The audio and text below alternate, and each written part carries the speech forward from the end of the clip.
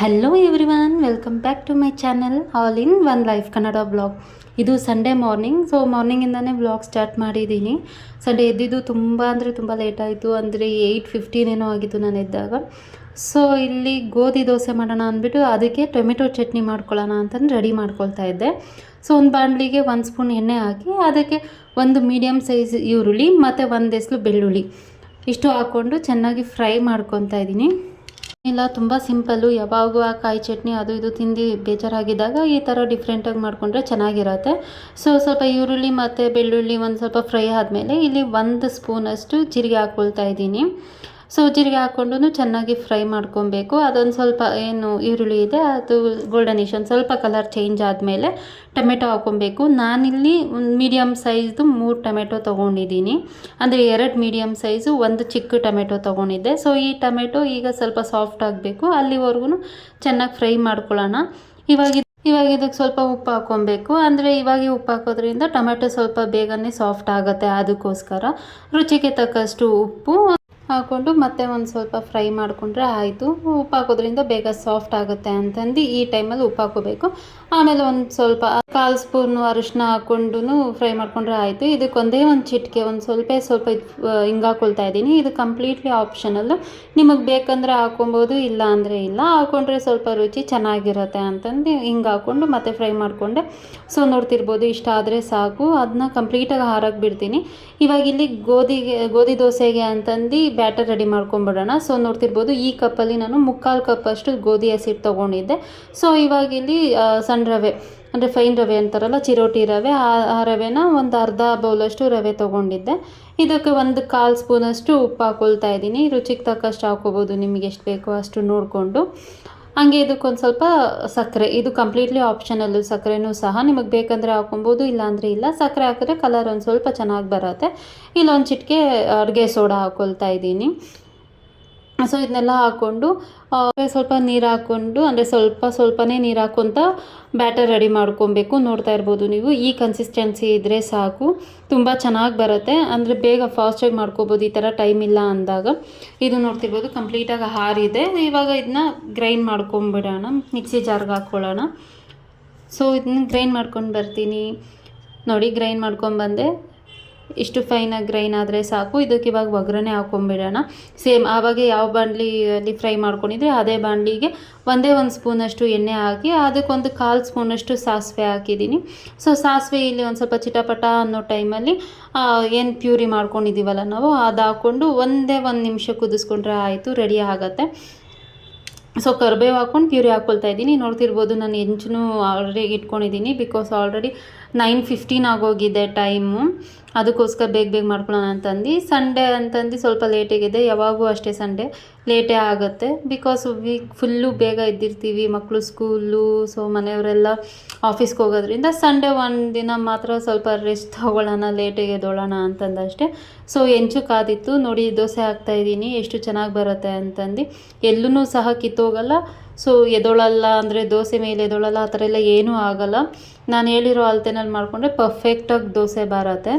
So ಈ ಬ್ಯಾಟರ್ಗೆ ನೀವು ಬೇಕಂದರೆ ಅಕ್ಕಿ ಹಸಿಟ್ಟನ್ನು ಸಹ ಮಿಕ್ಸ್ ಮಾಡ್ಕೊಬೋದು, ಅದೂ ರುಚಿ ತುಂಬ ಚೆನ್ನಾಗಿ ಬರುತ್ತೆ.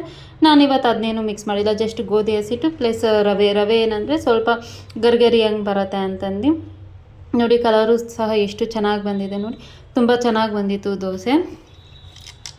ಸೊ ಇವಾಗ ಇದನ್ನು ನಮ್ಮ ಅಪ್ಪಂಗೆ ಹಾಕ್ಕೊಟ್ಬಿಡ್ತೀನಿ ಫಸ್ಟ್, ಯಾಕಂದರೆ ಅವರು ಶುಗರ್ ಟ್ಯಾಬ್ಲೆಟ್ ತೊಗೊಬೇಕು. Already late ಆಗೋಗ್ಬಿಟ್ಟಿತ್ತು.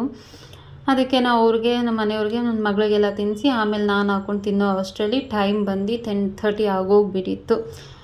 ಹಿಟ್ಸ್ ಓಕೆ, ನಾನು ತಿನ್ನೋದೇ ಡೈಲಿ ಆ ಟೈಮಿಗೆ ಅಲ್ವಾ ಅಂದ್ಕೊಂಡು ಸುಮ್ಮನೆ ಆದೆ. ಸೊ ನೋಡಿ, ನಾನು ಅಪ್ಪಂಗೆ ಸರ್ವ್ ಮಾಡ್ತಾಯಿದ್ದೀನಿ. ಸೊ ಯಾರೆಲ್ಲ ನನ್ನ ವಿಡಿಯೋ ನೋಡ್ತಾ ಇದ್ದೀರಾ, ಪ್ಲೀಸ್ ಸಬ್ಸ್ಕ್ರೈಬ್ ಆಗಿ, ಹಾಗೆ ಲೈಕ್ ಮಾಡಿ, ಶೇರ್ ಮಾಡಿ, ಕಮೆಂಟ್ ಮಾಡಿ ನಿಮಗೆ ನೆಕ್ಸ್ಟ್ ಇನ್ನು ಯಾವ ಥರ ವೀಡಿಯೋ ಬೇಕು ಅಂತ. ಸೊ ಆ ಥರ ವೀಡಿಯೋ ಮಾಡಿ ಹಾಕೋದಕ್ಕೆ ನನಗೂ ಸರಿ ಹೋಗುತ್ತೆ. ಸೊ ಸ್ವಲ್ಪ ಸಪೋರ್ಟ್ ಮಾಡಿ, ಥ್ಯಾಂಕ್ ಯು. ಸೊ ಇದು 2ನೇ ದೋಸೆ ಹಾಕಿದೆ, ಅದೂ ಅಷ್ಟೇ. ನೋಡಿ ಯಾವ ಥರ ಬಂದಿದೆ, ಏನೂ ಕಿತ್ತೋಗಲ್ಲ, ಏನಿಲ್ಲ. ತುಂಬ ಟಿಫನ್ ಆಯಿತು. ಆಲ್ರೆಡಿ ಟೈಮ್ 11:30 ಆಗಿತ್ತು. ನನ್ನ ಮಗಳಿಗೆ ಹೋಮ್ವರ್ಕ್ ಮಾಡಿಸ್ಬಿಡೋಣ ಅಂತಂದು ಅವಳಿಗೂ ಮಾಡಿಸ್ತಾ ಇದ್ದೆ. ಸೊ ಅವಳದು ಹೋಮ್ವರ್ಕ್ ಎಲ್ಲ ಆಯಿತು. ಒಬ್ಬರು ಕಮೆಂಟಲ್ಲಿ ಕೇಳಿದರು, ನಿಮ್ಮ ಮತ್ತೆ ಈ ಟೈಮ್ ಏನೂ ತಂದಿಲ್ವಾ ಊರಿಂದ ಅಂತಂದು. ಈ ಟೈಮು ತಂದಿದ್ದಾರೆ. ಯಾವಾಗೂ ಏನು ತೋರಿಸೋದು ಅಂದ್ಬಿಟ್ಟು ತೋರಿಸಿರಲಿಲ್ಲ ಅಷ್ಟೇ. ನಾನು ಅದು ಫಸ್ಟಿಗೆ ನೋಡಿದ್ರಲ್ಲ, ಅದು ಬಂದು ಜೋಳದ ರೊಟ್ಟಿ ಅಂತಂದು. ಅಂದರೆ ದಾವಣಗೆರೆ ಸೈಡ್ ಆ ಕಡೆ ಎಲ್ಲ ತುಂಬ ಫೇಮಸ್ ಇದೆ ಅದು. ಇದು ಮೆಂತ್ಯದ ರೊಟ್ಟಿ ಅಂತಂದು. ಇದು ಅಷ್ಟೇ ತುಂಬ ಚೆನ್ನಾಗಿರುತ್ತೆ. ಎಷ್ಟು ತೆಳ್ಳಗೆ ತಟ್ಟಿರ್ತಾರೆ ಇದೆಲ್ಲ. ಅಂದರೆ ಇವೆರಡು ರೊಟ್ಟಿನೂ ಅವ್ರ ಮನೇಲೇ ಮಾಡಿರೋದು ನೋಡಿ. ಸೊ ನೋಡಿ ಅಲ್ಲಿ ಮೀನ್ಸ್ ಬಸ್ಸಲ್ಲಿ ಬರೋದ್ರಿಂದ ಫುಲ್ ಪ್ಯಾಕ್ ಆಗಿರಲಿಲ್ಲ ಅಂದರೆ ಎಲ್ಲ ಇದಾಗ್ಬಿಡುತ್ತೆ ಅಂತಂದು ಈ ಥರ ಡಬ್ಬಗಳಲ್ಲೇ ತರ್ತಾರೆ ಅವ್ರು ಯಾವಾಗೂ ಊರಿಂದ ಭತ್ತ. ಆಲ್ರೆಡಿ ಸ್ವಲ್ಪ ಸ್ವಲ್ಪ ತಿನ್ಕೊಂಡಿದ್ದೀವಿ. ಇದು ಕೋಡ್ಬೇಳೆ, ಚಕ್ಲಿ, ನಿಪ್ಪಟ್ಟು ಈ ಥರನೇ ತಂದಿದ್ದಾರೆ. ಇದೆಲ್ಲ ಕಂಪ್ಲೀಟಾಗಿ ಅವರು ಮತ್ತೆ ಮನೇಲೇ ಮಾಡಿರೋದು. ಮಾಡ್ತಾರೆ ಅಂತಂದೇನು ಯಾವಾಗೂ ಫುಲ್ಲು ಜಾಸ್ತಿ ಮಾಡಲ್ಲ. ಎಷ್ಟು ಬೇಕೋ ಅಷ್ಟು ಮಾಡ್ಕೊಳ್ತಾರೆ. ಅಂದರೆ ಯಾವಾಗ ಬೇಕೋ ಅವಾಗ ಮಾಡ್ಕೊಳ್ತಾ ಇರ್ತಾರೆ. ತುಂಬ ದಿನದ ಗಟ್ಟಲೆ ಸ್ಟೋರ್ ಮಾಡೋ ಥರನೂ ಮಾಡ್ಕೊಳಲ್ಲ. ನೋಡಿ ನಿಪ್ಪಟ್ಟು ಈ ಟೈಮ್ ಸ್ವಲ್ಪ ಡಿಫ್ರೆಂಟಾಗಿ ಮಾಡಿದ್ದಾರೆ. ಇದು ಚೆನ್ನಾಗಿತ್ತು ನನಗೆ. ಆ್ಯಕ್ಚುಲಿ ಅವರು ಯಾವಾಗೂ ಮಾಡೋದಕ್ಕಿಂತ ಈ ನಿಪ್ಪಟ್ಟು ನನಗೆ ತುಂಬ ಇಷ್ಟ ಆಯಿತು. ನಾನು ಮತ್ತು ಅದೇ ಬಾಕ್ಸಲ್ಲಿ ಹಾಕಿಬಿಟ್ಟು ಎತ್ತಿರ್ತೀನಿ ಫುಲ್ಲು ಟೈಟಾಗಿ ಕ್ಲೋಸ್ ಮಾಡಿ. ಇದು ನಿಮ್ಗೆ ಎಲ್ಲರಿಗೂ ಗೊತ್ತಿರುತ್ತೆ. ದಾವಣಗೆರೆ ಖಾರ ಅಂತಂದು ಈ ಕಡೆ ಎಲ್ಲ ಮಿಕ್ಸ್ಚರ್ ಅಂತೀವಿ. ಬಟ್ ಈ ಥರ ಸಿಗೋದಿಲ್ಲ, ತುಂಬ ರೇರು. ಆ ಕಡೆ ಸಿಗುತ್ತೆ. ಹಾಗೆ ಇದು ಬಂದು ಮನೇಲಿ ಮಾಡಿರೋದು. ಇದು ಶೇಂಗಾ ಉಂಡೆ. ಸೊ ಶೇಂಗಾ ಉಂಡೆ ಮತ್ತು ಎಳ್ಳುಂಡೆ ಅಂತಂದು ಇದನ್ನು ಮಾಡ್ಕೊಂಡು ಬಂದಿದ್ದರು. ಇದು ಚೆನ್ನಾಗಿತ್ತು, ಟೇಸ್ಟು ತುಂಬ ಇಷ್ಟ ಆಯಿತು. ಮತ್ತು ಈ ಟೈಮ್ ಅವರು ಶಾವಿಗೆ ತಂದಿದ್ದರು. ಅಂದರೆ ಇದು ನೋಡ್ತಿರ್ಬೋದು ನೀವು, ಈ ಥರ ಅಂದರೆ ಹಾಲು ಹಾಕ್ಕೊಂಡು ತಿಂತಾರೆ, ತುಂಬ ಚೆನ್ನಾಗಿರುತ್ತೆ. ಆಮೇಲೆ ಇದು ಗುಲ್ಕನ್ ಅಂದರೆ ಈ ಬೀಡ ಒಳಗೆ ಹಾಕಿರ್ತಾರಲ್ವ, ಅದು ಇದೇ ಫಸ್ಟ್ ಟೈಮ್ ಅಂತ ಅವ್ರು ಮಾಡಿದ್ದು. ತುಂಬ ಅಂದರೆ ತುಂಬ ಚೆನ್ನಾಗಿತ್ತು. ನನಗಂತೂ ತುಂಬ ಇಷ್ಟ ಆಯಿತು. ದಿನ ತಿನ್ನೋದಕ್ಕೆ ಚೆನ್ನಾಗಿರುತ್ತೆ. ಸೊ ಎಲೆ ಒಳಗೆ ಬೀಡ ಹಾಕ್ಕೊಡ್ತಾರಲ್ವ, ಬೀಡ ಅಂಗಡಿಯಲ್ಲೆಲ್ಲ ಅದೇ ಅಂತೆ. ಬಟ್ ಅವರು ಗುಲ್ಕನ್ ಹಾಕಿಲ್ಲ, ಕೆಟ್ಟೋಗ್ಬಿಡುತ್ತೆ. ನಿನಗೆ ಯಾವಾಗ ಬೇಕು ಅವಾಗ ಗುಲ್ಕನ್ ಹಾಕ್ಕೊಂಡು ಮಿಕ್ಸ್ ಮಾಡ್ಕೊ ಅಂತಂದರು. ಇದು ಆ್ಯಕ್ಚುಲಿ ಹಂಗೆ ತಿನ್ನೋಕ್ಕೆ ತುಂಬ ಸ್ವೀಟಾಗಿದೆ. ಏನು ಗುಲ್ಕನ್ ಆ ಥರ ಎಲ್ಲ ಏನೂ ಬೇಡ. ಅದು ಗುಲ್ಕನ್ ತಿನ್ನೋ ಟೈಮಲ್ಲಿ ಒಂದೊಂದು ಸ್ಪೂನು ಎಷ್ಟು ಬೇಕಷ್ಟು ಬೇರೆ ಬೌಲ್ಗೆ ಹಾಕ್ಕೊಂಡು ಮಿಕ್ಸ್ ಮಾಡ್ಕೊಂಡು ತಿಂದರೆ ಇನ್ನೂ ಚೆನ್ನಾಗಿರುತ್ತೆ. ಇದು ಲಾಸ್ಟ್ ಟೈಮ್ ತಂದಿದ್ರಲ್ವ, ತೋರಿಸಿದ್ನಲ್ವ, ಇದು ಡ್ರೈದು. ಇದು ಊಟ ಆದಮೇಲೆ ತಿಂದರೆ ತುಂಬ ಚೆನ್ನಾಗಿ. ಇದು ಲಾಸ್ಟ್ ಟೈಮ್ ತಂದಿದ್ದು. ಅಂದರೆ ನೋಡಿ ಅಗಸೆ ಬೀಜ ಅದೆಲ್ಲ ಹಾಕಿದ್ದಾರೆ. ಇದಕ್ಕೆ ಆರೋಗ್ಯಕ್ಕೆ ತುಂಬ ಅಂದರೆ ತುಂಬ ಒಳ್ಳೆಯದಿರುತ್ತೆ. ಸೊ ಇದು ಗುಲ್ಕನ್ ಅಂದರೆ ಆರೋಗ್ಯಕ್ಕೆ ಅಂತಂದಲ್ಲ, ಇದು ತಿನ್ನೋದಕ್ಕೆ ಟೇಸ್ಟ್ ವೈಸು ಇದು ಚೆನ್ನಾಗಿರುತ್ತೆ. ಸೊ ಆಯಿತು, ಮಧ್ಯಾಹ್ನ ಸಂಡೇ ಆಗಿರೋದ್ರಿಂದ ಸ್ವಲ್ಪ ಹೊರಗಡೆ ಹೋಗೋಣ. ಅವಳಿಗೆ ಫ್ರೂಟ್ಸ್ ತರೋದಿತ್ತು. ಸೊ ಫ್ರೂಟ್ಸ್ ಅಂದರೆ 1 ವೀಕಿಗೆ ಆಗೋಷ್ಟು ಸ್ಕೂಲ್ಗೆ ಮನೇಲಿ ತಿನ್ನೋಕ್ಕೆಲ್ಲ ತೊಗೊಬಂದು ಇಟ್ಕೊತೀವಿ. ಖಾಲಿಯಾಗಿತ್ತು. ಹೊರಗಡೆನೂ ಹೋಗಿ ಅಂದರೆ ರಿಲಯನ್ಸ್ ಮಾರ್ಟಲ್ಲಿ ಫ್ರೂಟ್ಸು ಮತ್ತು ನಂದು ಇದು ಗೋಧಿ ನುಚ್ಚು ಅಂದರೆ ಅಪ್ಪಂದು ಮತ್ತು ನಾನು ಕೆಲವೊಂದು ಟೈಮ್ ತಿಂತೀನಿ ಅಂತ ಹೇಳಿದ್ನಲ್ಲ, ಅದು ಖಾಲಿಯಾಗಿತ್ತು. ನೋಡಿ ಇದು ರಿಲಯನ್ಸ್ ಆ ಥರ ಅದೆಲ್ಲ ಸಿಗುತ್ತೆ. ತೊಗೊಂಡು ಬಂದು ಸೊ ಸ್ವಲ್ಪ ಹೊತ್ತು ರೆಸ್ಟ್ ಮಾಡಿ ಮಲ್ಕೊಂಡು ಎದ್ದು ಇದು ಈವ್ನಿಂಗ್ ಮತ್ತು 6 o'clock ಸ್ಟಾರ್ಟ್ ಮಾಡಿದೆ ವ್ಲಾಗು. ನೋಡ್ತಿರ್ಬೋದು ಇಲ್ಲಿ. ಅಂದರೆ ಆ ಶಾವಿಗೆಗೆ ಹಾಲು ಹಾಕ್ಕೊಂಡು ತಿಂದೆ. ತುಂಬ ಚೆನ್ನಾಗಿತ್ತು. ತುಂಬ ದಿನವೇ ಆಗೋಗಿತ್ತು ಇದನ್ನು ತಿಂದು.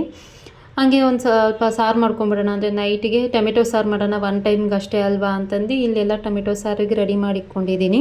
ಕ್ವಿಕ್ಕಾಗಿ ಆಗೋದು, ಬೇಗ ಆಗೋದು ಅಂದರೆ ಈ ಥರ ಸಾರುಗಳಷ್ಟೇ. ಸೊ ಒಂದು ಬಾಣಲಿಗೆ 2 ಸ್ಪೂನ್ ಎಣ್ಣೆ ಹಾಕ್ಕೊಂಡು ಇಲ್ಲಿ ಒಂದು ಮೀಡಿಯಮ್ ಸೈಜ್ ಈರುಳ್ಳಿ ತೊಗೊಂಡಿದ್ದೆ. ಈರುಳ್ಳಿ ಬೆಳ್ಳುಳ್ಳಿ ಹಾಕ್ಕೊಂಡು ಚೆನ್ನಾಗಿ ಒಂದು ಸ್ವಲ್ಪ ಫ್ರೈ ಮಾಡ್ಕೊಳ್ತೀನಿ. ಸೊ ಇದು ಫ್ರೈ ಆಗೋ ಟೈಮಲ್ಲಿ ಇದಕ್ಕೆ ಜೀರಿಗೆ ಒಂದು 1/4 ಸ್ಪೂನಷ್ಟು ಜೀರಿಗೆ ಹಾಕ್ತೀನಿ. ನೋಡಿ ಇಷ್ಟು ಜೀರಿಗೆ ಹಾಕಿದ್ರೆ ಟೇಸ್ಟ್ ತುಂಬ ಚೆನ್ನಾಗಿರುತ್ತೆ. ಕೆಲವೊಬ್ಬರು ಬರೀ ಜೀರಿಗೆ ಹಾಕ್ತಾರೆ, ಮೀನ್ಸ್ ಬೇರೆ ಏನೂ ಹಾಕಲ್ಲ. ಜೀರಿಗೆ ಹಾಕ್ಕೊಂಡು ಇನ್ನು ಸ್ವಲ್ಪ ಫ್ರೈ ಮಾಡ್ಕೊಳ್ತೀನಿ. ಇವಾಗ ನಾನು 2 ಒಣಮೆಣ್ಸಿನ್ಕಾಯಿ, ಸೊ 2 ಹಸಿಮೆಣ್ಸಿನ್ಕಾಯಿ ತೊಗೊಂಡಿದ್ದೀನಿ. ನೀವು ಕಂಪ್ಲೀಟ್ ನಿಮ್ಮ ಚಾಯ್ಸು. ನೀವು ಬೇಕಂದರೆ ಫುಲ್ಲು ಒಣಗಿದ ಮೆಣ್ಸಿನ್ಕಾಯಿ ತೊಗೋಬೋದು, ಇಲ್ಲಾಂದರೆ ಫುಲ್ಲು ಹಸಿಮೆಣ್ಸಿನ್ಕಾಯಿ ತೊಗೋಬೋದು. ಆಮೇಲೆ ಸ್ವಲ್ಪ ಖಾರದ ಪುಡಿನೂ ಆ್ಯಡ್ ಮಾಡ್ತೀವಿ. ಅದಕ್ಕೆ ಇಲ್ಲಿ 2 ತೊಗೊಂಡಿದ್ದೀನಿ. ಸೊ ಇಲ್ಲಿ ಮತ್ತೆ ಏನು ಕಟ್ ಮಾಡಿ ಇಟ್ಕೊಂಡಿದ್ನಲ್ವ ಟೊಮೆಟೊ, ನಾನಿಲ್ಲಿ ಮೀಡಿಯಮ್ ಸೈಜ್ದು 6 ಟೊಮೆಟೊ ತೊಗೊಂಡಿದ್ದೆ, ಅದನ್ನೂ ಹಾಕ್ಕೊಂಡಿದ್ದೀನಿ.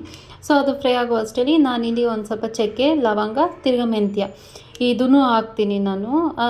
ಅದೇ ಹೇಳಿದ್ನಲ್ವ ಆಗಲೇ, ಕೆಲವೊಬ್ಬರು ಬರೀ ಜೀರಿಗೆ ಹಾಕಿ ಮಾಡ್ತಾರೆ. ನಾನು ಅಷ್ಟೇ ಒಂದೊಂದ್ಸಲಿ ಬರೀ ಜೀರಿಗೆ ಹಾಕಿ ಮಾಡ್ತೀನಿ, ಒಂದೊಂದು ಸರಿ ಈ ಥರ ಸ್ಪೈಸಸ್ ಹಾಕ್ತೀನಿ. ಸೊ ಸ್ಪೈಸಸ್ ಹಾಕಿ ಮಾಡೋದ್ರಿಂದನೂ ಟೇಸ್ಟ್ ತುಂಬ ಚೆನ್ನಾಗಿರುತ್ತೆ. ಎಲ್ಲ ಸ್ವಲ್ಪ ಸ್ವಲ್ಪ ಅಷ್ಟೇ. 2 ಲವಂಗ ಹಾಕಿ, ಒಂದೇ ಒಂದು ಚೂರು ಚಕ್ಕೆ ಪೀಸು, ಆಮೇಲೆ ಒಂದು 5ರಿಂದ 6 ಕಾಳು ಮೆಂತ್ಯ ಜಾಸ್ತಿ ಹಾಕಿದ್ರೆ ಕಹಿ ಬಂದುಬಿಡುತ್ತೆ. ಜಸ್ಟ್ ಒಂದು 5ರಿಂದ 6 ಕಾಳು ಹಾಕಿದ್ರೆ ಆಯಿತು. ಎಷ್ಟು ಸ್ವಲ್ಪ ಎಹನೆನ್ಸ್ ಆಗುತ್ತೆ ಅಂತಂದು ಅಷ್ಟೇ. ಸೊ ಇಲ್ಲಿ ಸ್ವಲ್ಪ ಉಪ್ಪು, ಅಂದರೆ ರುಚಿಗೆ ತಕ್ಕಷ್ಟು ಉಪ್ಪು, ನಿಮ್ಗೆ ಎಷ್ಟು ಬೇಕು ನೋಡಿ ಅಷ್ಟು ಹಾಕ್ಕೊಳ್ಳಿ. ಸೊ ಟೊಮೆಟೊ ಬೇಯೋ ಟೈಮಲ್ಲಿ ಉಪ್ಪು ಹಾಕಿದ್ರೆ ಸ್ವಲ್ಪ ಸಾಫ್ಟಾಗಿ ಬೇಗ ಬೇಯುತ್ತೆ ಅಂತಂದು ಉಪ್ಪು. ಇಲ್ಲಿ ಒಂದು 1/4 ಸ್ಪೂನಷ್ಟು ಅರ್ಶಿನದ ಪುಡಿ ಹಾಕಿ ಚೆನ್ನಾಗಿ ಮಿಕ್ಸ್ ಮಾಡ್ಕೊಂಡು ಫ್ರೈ ಮಾಡ್ಕೊಳ್ತೀನಿ. ಅಂದರೆ ಫುಲ್ಲು ಸಾಫ್ಟ್ ಆಗಬೇಕು. ಸೊ ಅದು ಸಾಫ್ಟ್ ಆಗೋ ಅಷ್ಟರಲ್ಲಿ ಸ್ವಲ್ಪ ತೆಂಗಿನಕಾಯಿನೂ ಕಟ್ ಮಾಡ್ಕೊಳ್ಳೋಣ. ಅಂದರೆ ಈ ಸಾಂಬಾರಿಗೆ ತೆಂಗಿನಕಾಯಿಯೂ ಬೇಕು, ತೆಂಗಿನಕಾಯಿಯೂ ಹಾಕಿ ಮಾಡ್ತೀನಿ ನಾನು. ನೋಡ್ತಿರ್ಬೋದು ಒಂದು 1/4 ಭಾಗದಷ್ಟು ತೆಂಗಿನಕಾಯಿ ತೊಗೊಂಡಿದ್ದೆ ನಾನು ಇದರಲ್ಲಿ. ಸೊ ಪ್ಲೀಸ್ ಯಾರೆಲ್ಲ ನನ್ನ ವೀಡಿಯೋ ಸಬ್ಸ್ಕ್ರೈಬ್ ಆಗದಿರಾ ನೋಡ್ತಿದ್ದೀರಾ ಅಲ್ವಾ, ದಯವಿಟ್ಟು ಸಬ್ಸ್ಕ್ರೈಬ್ ಆಗಿ ನೋಡಿ. ದಿನ ಇದೇ ಥರ ಹೊಸ ವೀಡಿಯೋದೊಂದಿಗೆ ಬರ್ತೀನಿ. ಸೊ ನೋಡ್ತಿರ್ಬೋದು ಇಲ್ಲೂ ಚೆನ್ನಾಗಿ ಅದು ಸಾಫ್ಟ್ ಆಗ್ತಿದೆ. ಇನ್ನೊಂದು ಸ್ವಲ್ಪ ಬೇಯಬೇಕಿತ್ತು, ಯಾಕೆಂದರೆ ಟೊಮೆಟೊ ಹಸಿ ಹಸಿ ಸ್ಮೆಲ್, ಅದು ಹಸಿ ಹಸಿ ಥರ ಇದ್ದರೆ ಅದು ತಿನ್ನಂಗಾಗಲ್ಲ ಸಾರು. ಅದು ಇವಾಗೇ ಹುರ್ಕೊಳೋ ಟೈಮಲ್ಲೇ ಚೆನ್ನಾಗಿ ಹುರ್ಕೊಂಡ್ಬಿಟ್ರೆ ಅದು ಟೇಸ್ಟು ಚೆನ್ನಾಗಿರುತ್ತೆ. ಸೊ ಕಾಯಿನೂ ಅಷ್ಟೇ ನಾನು ಈ ಥರ ಕಟ್ ಮಾಡಿಕೊಂಡು ಜಾರ್ಗೆ ಹಾಕ್ಕೊಳ್ತಾ ಇದ್ದೀನಿ. ನಾನು ಸಪ್ರೇಟಾಗಿ ಒಂದು ಟೈಮ್ ರುಬ್ಕೊಂಡ್ಬಿಡ್ತೀನಿ. ಅಂದರೆ ಅದನ್ನೆಲ್ಲ ಹಾಕಿ ಗ್ರೈಂಡ್ ಮಾಡೋಕ್ಕೆ ಹೋದಾಗ ಕಾಯಿ ಅಷ್ಟು ಚೆನ್ನಾಗಿ ಗ್ರೈಂಡ್ ಆಗಿರೋಲ್ಲ, ಅಂದರೆ ಮಧ್ಯೆ ಕಾಯಿ ಹಂಗಂಗೆ ಉಳ್ಕೊಂಬಿಟ್ಟೇ ಇರುತ್ತೆ. ಅದಕ್ಕೋಸ್ಕರ ಫಸ್ಟೇ ಒಂದ್ಸಲಿ ರುಬ್ಕೊಂಡ್ಬಿಟ್ರೆ ಸರಿ ಹೋಗುತ್ತೆ. ನೋಡ್ತಿರ್ಬೋದು ಅಷ್ಟಾಗಿದೆ, ಆಫ್ ಮಾಡ್ಕೊಂಡಿದ್ದೀನಿ.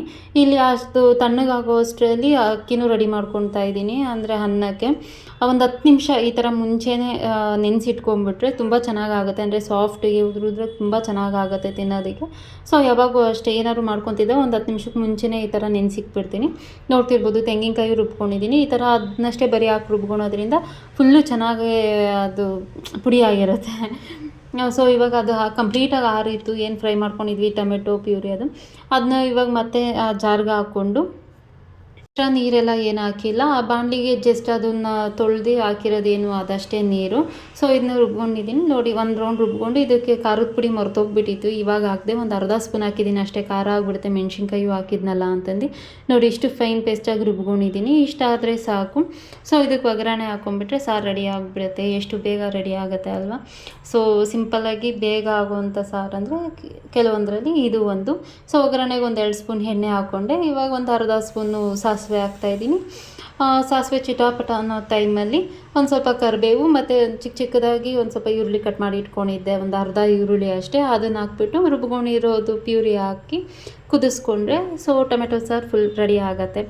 ಅಂದರೆ ಇದಕ್ಕೆ ನಿಮಗೆ ಎಷ್ಟು ತೆಳ್ಳಗೆ ಬೇಕು ಗಟ್ಟಿ ಬೇಕಾ ಅದನ್ನ ನೋಡ್ಕೊಂಡು ನಿಮ್ಮದು ರುಚಿಗೆ ತಕ್ಕಷ್ಟು ನೀರು ಉಪ್ಪು ಹಾಕ್ಕೊಂಡ್ರೆ ಓಕೆ, ಕಂಪ್ಲೀಟಾಗಿ ಸಾಂಬಾರು ರೆಡಿ ಆಗುತ್ತೆ. ಸೊ ಅದು ಕುದಿಯೋ ಅಷ್ಟರಲ್ಲಿ ನಾನಿಲ್ಲಿ ಏನು ಪಾತ್ರೆ ತೊಳೆದಿಟ್ಕೊಂಡಿದ್ನಲ್ವ ಅದನ್ನು ಜೋಡಿಸ್ಕೊಂಡ್ಬಿಡ್ತೀನಿ. ಅದು ಮುದ್ದೆ ತಪ್ಪಲೆ ನಮ್ಮ ಮನೇಲಿ ಮಧ್ಯಾಹ್ನ ಅಷ್ಟೇ ಮುದ್ದೆ ಮಾಡೋದು. ಸೊ ನೈಟ್ ಯಾರೂ ಮುದ್ದೆ ತಿನ್ನೋದಿಲ್ಲ. ನಾ ಅಪ್ಪಂಗೆ ಈ ಥರ ನೈಟ್ ಟೈಮ್ ಗೋಧಿ ರೈಸಿಗೆ ಕೊಟ್ಬಿಡ್ತೀನಿ. ನಾವು ವೈಟ್ ರೈಸು ಈ ಥರ ಏನಾದರೂ ಮಾಡ್ಕೊಳ್ತೀವಿ.